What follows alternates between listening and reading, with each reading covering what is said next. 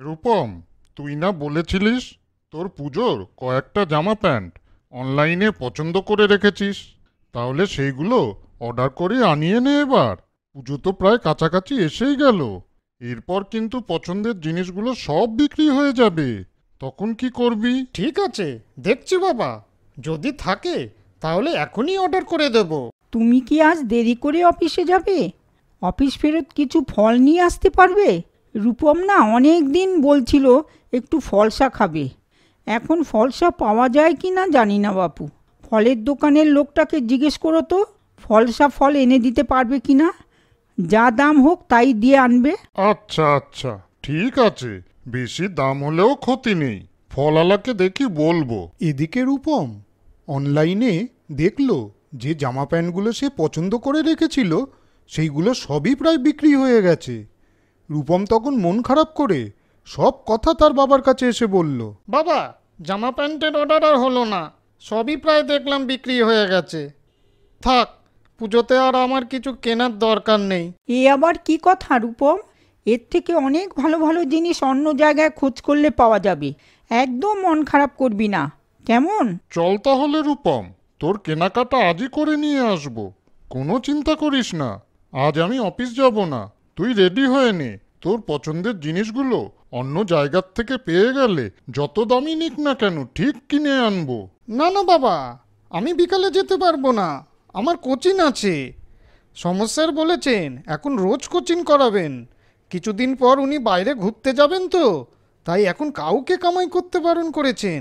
তুমিই যাও, আমার পছন্দের জিনিসগুলো তো তুমি ভালোই জানো, তুমিই নিয়ে আসো, তাহলেই হবে। তাহলে তুমি যাও, কিনে নিয়ে আসো গিয়ে। পলাশবাবু বিকেলবেলা রূপমের জামা প্যান্ট কিনতে এক শপিং মলে গেলেন।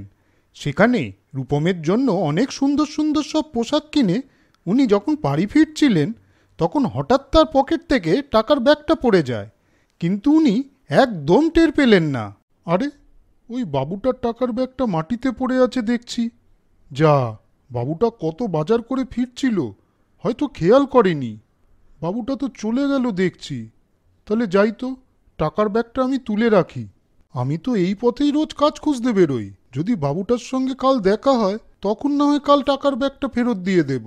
রূপম, দেখ তো এইগুলো তোর পছন্দ হলো কি না। রূপম তো এখনো কোচিং থেকে ফেরেনি। তুমি ফলসার খোঁজ করেছিলে? তোমাকে যে বলেছিলাম। যা, একদম ভুলে গেছি। আমি এক্ষুনি যাচ্ছি, দাঁড়াও। আরে, আমার পয়সার ব্যাগটা পকেটে ছিল, নেই তো দেখছি। কোথায় গেল? যা, হয়তো রাস্তায় পড়ে গেছে। কি বলছো? ও তো অনেক টাকা ছিল। হ্যাঁ, 25,000 টাকা ছিল। কি করি? ও কি আর খুঁজে পাবো? কোথায় পড়ে গেছে কে জানে। এইদিকে সেই পথচারী 3-4 দিন খেয়াল করেও সেই বাবুটার দেখা পেল না। সে তখন ভাবল বাবুটার হয়তো অনেক টাকা আছে, উনি অনেক বড় লোক, তাই উনি হয়তো ব্যাগটার আর কোনো রকম খোঁজ করেননি। আজ বাড়িতে গিয়ে দেখব কত টাকা ব্যাগে আছে, দেখি তো একবার। এতদিন তো আমি ব্যাগ খুলে দেখিনি। যাই তো, একটু বাড়িতে গিয়ে আজ দেখা উচিত। বাবা, ব্যাগে তো 25,000 টাকা রয়েছে। তাহলে আমাদের এত কষ্ট ভেবে ঈশ্বরই হয়তো আমাকে এই টাকাটা জোগাড় করে দিয়েছে। অনেক তো কাজ খুঁজলাম, কোথাও তো পেলাম না। আর বাবুটাকেও তো অনেক খুঁজলাম, ওনার তো দেখাই মিলল না। তাহলে এই টাকা দিয়েই আমি একটা খাবারের দোকান তৈরি করব। পথচারী আর দেরি না করে একটা খাবারের দোকান শুরু করে দিল। দোকানে দিন দিন বিক্রিও অনেক বাড়তে লাগলো। ওই দোকানি পথচারীর অভাব সব মিটে গিয়ে জীবনে স্বাচ্ছন্দ্য ফিরে এলো। যদি আমার সেই বাবুটার সঙ্গে আবার দেখা হতো তাহলে বুঝবো ভগবানই বাবুটার ছদ্মবেশে আমার কাছে সাহায্যের হাত বাড়িয়ে দিয়েছে। হে ভগবান, আমার সেই বাবুটার সঙ্গে একবার হলেও দেখা করিয়ে দাও। বেশ কিছুদিন হয়ে গেল। একদিন পলাশবাবু অফিস থেকে ফেরার সময় ওই রাস্তা বরাবর এক নতুন দোকান খুলেছে দেখলেন। ওই দোকানটা হয়তো নতুন খুলেছে মনে হচ্ছে।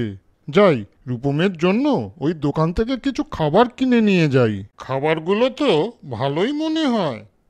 এই যে ভাই, ওই কিছু খাবার আমাকে প্যাকেট করে দাও তো, আমি বাড়ি নিয়ে যাব। আরে, সেই বাবুটা না? হ্যাঁ, তাই তো দেখছি।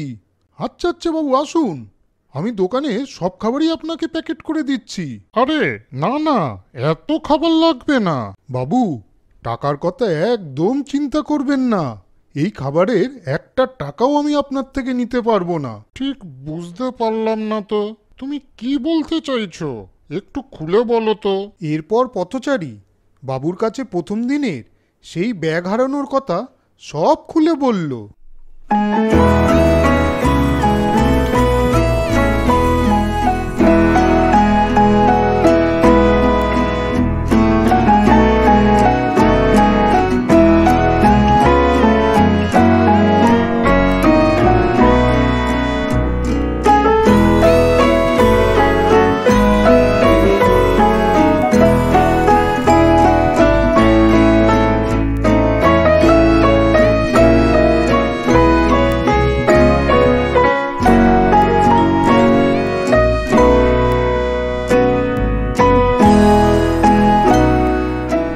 এই তো তুমি বললে আমি তোমার কাছে ঈশ্বরের মতন, তাই আমি বলছি শোনো, ওই টাকাটা তোমার ফেরত দিতে হবে না। তুমি যে স্বীকার করেছো এটাই বড় কথা। আর তুমি ওই টাকাটা নষ্ট না করে যে এত সুন্দর কাজে ব্যবহার করেছো, এটাই তো আমার কাছে সব থেকে বড় পাওনা। তাই এইসব নিয়ে তুমি চিন্তা করো না, মন দিয়ে তোমার ব্যবসা করো, কেমন? বাবু, আপনি আমার কাছে সত্যিই ভগবান। তাহলে দেখলে তো বন্ধুরা, যখন যা হয় ভালোর জন্যই হয়।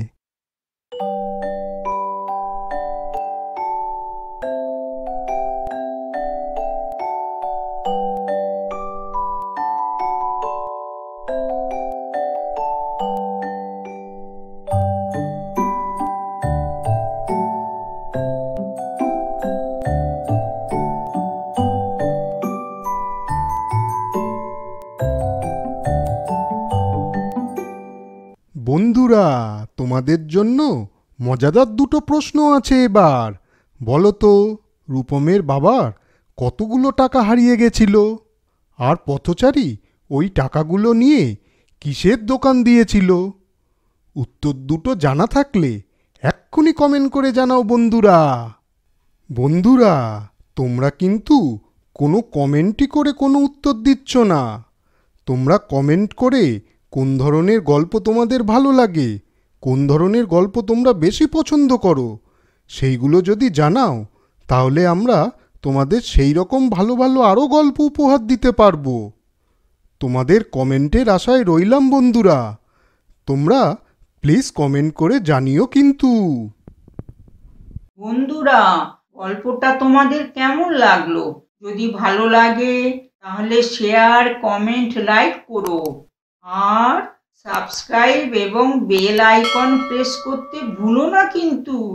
আর চলি বন্ধুরা, পরে আবার দেখা হবে। তোমরা ভালো মতন থেকো কিন্তু।